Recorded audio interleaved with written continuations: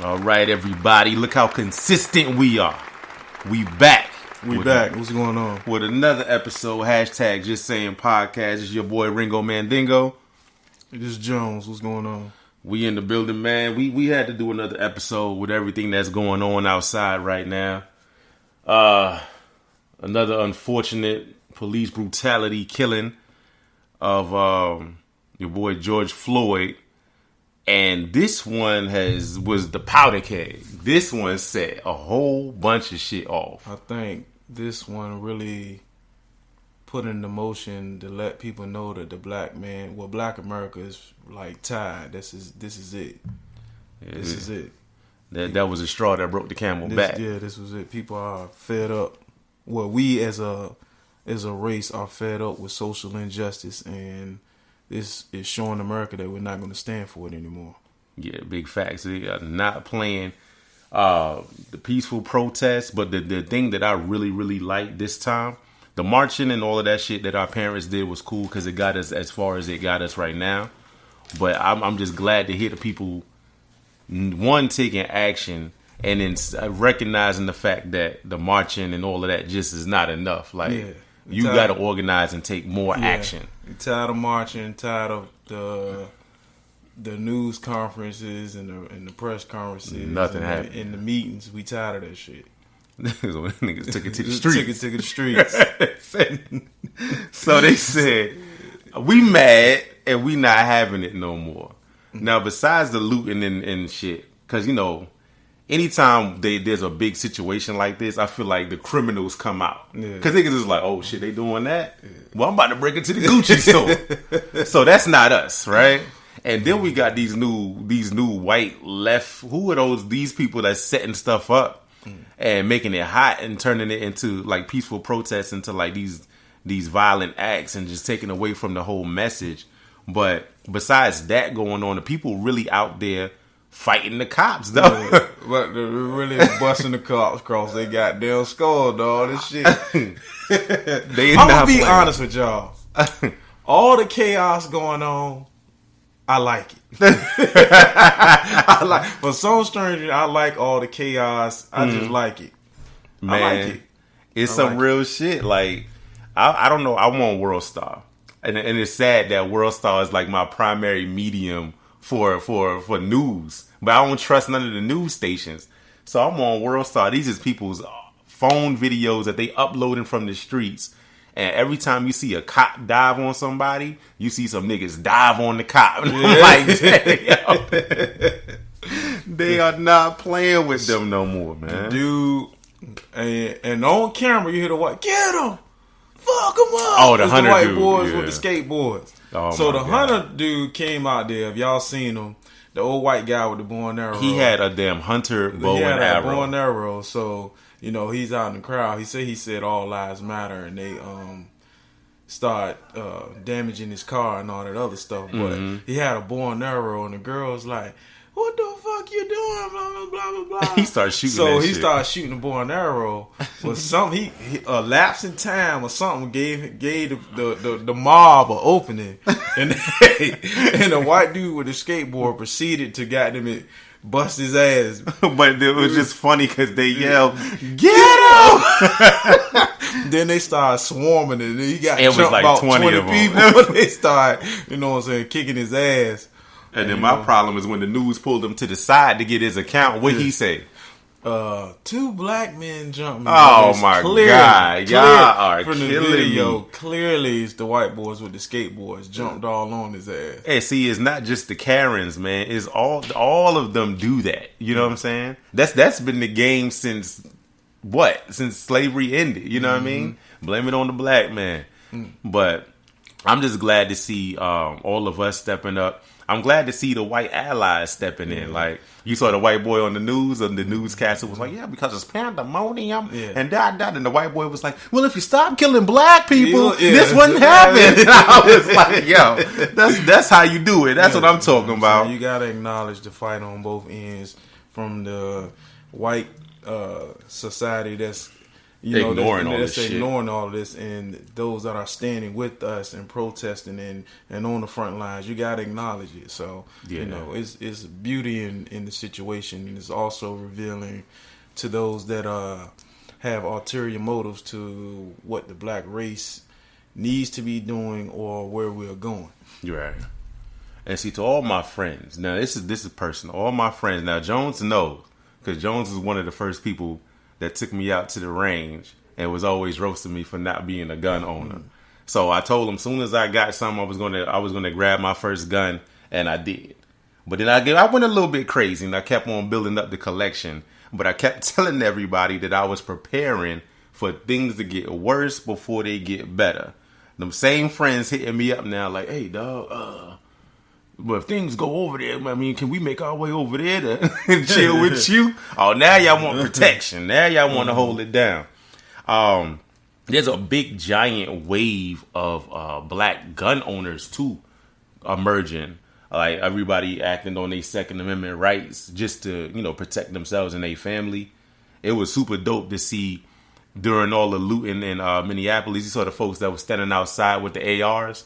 Yeah. And it was like, yeah, not this place. And nobody came near that place. Like, you see that, you don't want the smoke. You just don't want it, man. You know what I mean? So I was out. So, I've been telling this nigga to get a gun for years. You know what I'm saying? The straw that broke the camel's back for me is when I was in the gun at the range one day and I saw this little young black female. She was nice looking and had a gun. And I talked to her. I was like, yo, can I take a picture of you and send it to my homeboy? I don't think I never did. But I was like, this nigga don't got a gun. Going on 40 years old, this nigga doesn't have a handgun. So the nigga finally got a handgun. Now this nigga watching shooting videos and shit every day. This nigga is the gun expert. Black Rambo, dog. Has devoted at least 5 hours out of his day to gun goddamn, the gun research. So, I mean, you know what I mean? Holla at me, but you need to know something, man. Yeah. But it's real, but everybody need to, I feel like if all of us were on that, you know who had it right? No. The Panthers, bro. Yeah. I've been saying that shit for the past 2 weeks. The Black Panthers had it right, man. All the people that were in the organization were armed and trained to use it. That's another thing, y'all. Don't go out and buy no shit and then have it sitting on a fucking shelf dusty.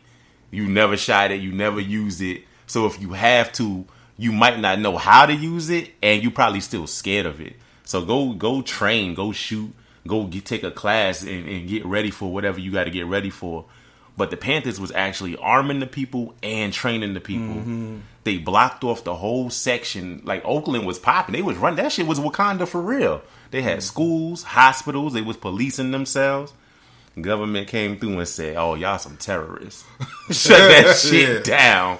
Shut that shit down. Them niggas, they was fighting the Ku Klux Klan direct. Yeah. They tried to march through their shit. They shot them niggas out of there.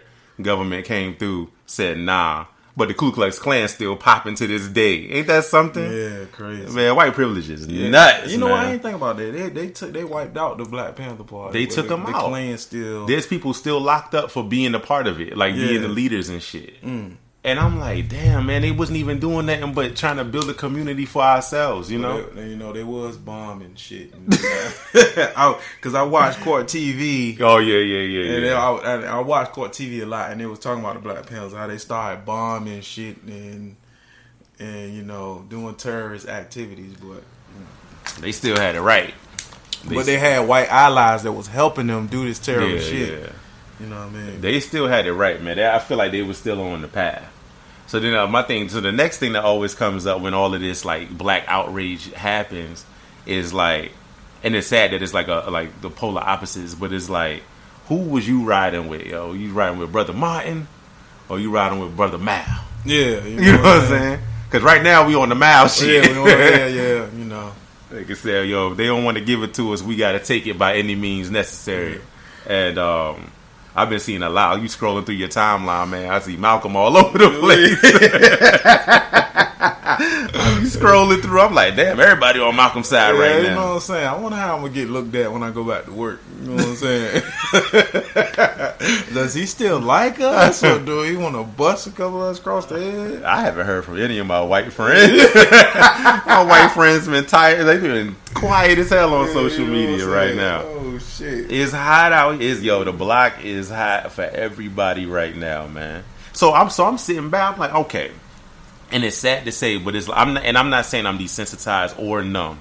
Every time one of us get killed by these fucking cops, and it's recorded. Now, mind you, we've been knowing, because if you grew up in any type of hood, I grew up in New York City, you see shit like that all the time. Like, you knew the cops was fucked up. And you knew it wasn't all of them, but you knew the ones that was fucked up. And if you was on that criminal shit, you know, like, you was going to take some L's if certain people pulled up. But so all of this been going on, but that in this day and age with everybody having a camera in their hand and access to the internet, you seeing it more frequently. And so when the whole crime, because that's what it is, when the cops kill somebody like that, it's a crime, dog. Whether they're the ones that is enforcing the law or not, it's a crime. And they do all of that, and it's captured from beginning to the end with no interruptions, and nothing happens to them. But this time, like you said, like the powder keg just went the fuck off, man. Yeah, I mean, this is it. This is it. All you Africans that want to come over here and think shit sweet and not, all y'all motherfuckers, this is what's really going on. I hope y'all watching and looking and seeing like what's really going on. Yeah. The illusion that the black man has it made in America from your view or your standpoint is false. Yeah. This ain't what you think it is, bro. Brothers and sisters from African nations, this ain't it. Yeah, that shit is real. But we fighting now. The folks is up in arms and they fighting. I love the fact that all this fucking new information is coming out. So George Floyd, they said he was writing a counterfeit check. Then he had a counterfeit $10 bill. The cops was called. They came and got him.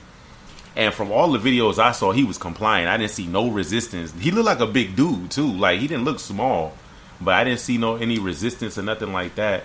But it seems to be a jump cut from when he's being escorted out of the store to when the nigga's on his neck. And I'm like, what the fuck happened from the door to the car? Because it was right there. It was one sidewalk away that caused them to do all this extra shit that ultimately killed him.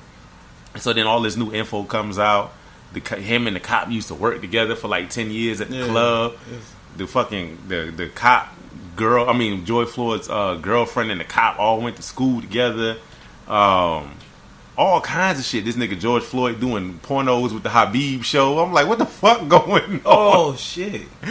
So they was like, I didn't know that. God damn. There's a fucking. I don't know if it's real, but it's a screenshot of George Floyd on the couch chilling. You know how like the Habib show, Joyce be looking, and it say Habib show in the corner, and they was like, oh, that's why he mad, because he was putting that BBC to his white wife.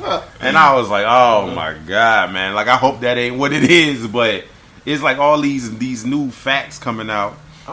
But from the look, I don't think his wife was white. I think she Asian. Who? The cop. Oh, the cop dude. No, I was saying about whoever that girlfriend was, that white chick. And her ass, at first, she was talking about, you gotta forgive them. And I'm like, yo, this nigga just killed your man, and you talking about we gonna forgive. I was like, sit down, get her off the camera. Yeah, get her ass up out of here. So yeah, it's just nuts, man. I'm just floored that this is what popped the cork on all of this shit. And it's mad cities now. Everybody involved. All the cities is You was at a peaceful protest. What was it, last night? Right? I was at a peaceful protest last night. And everything was good. You know what I'm saying? I felt obligated to go in the first place. That's why I went. So everything was good. We was marching and everything like that, and they was saying his name and no justice, no peace. And we got towards the end of High Street towards the Children's Museum.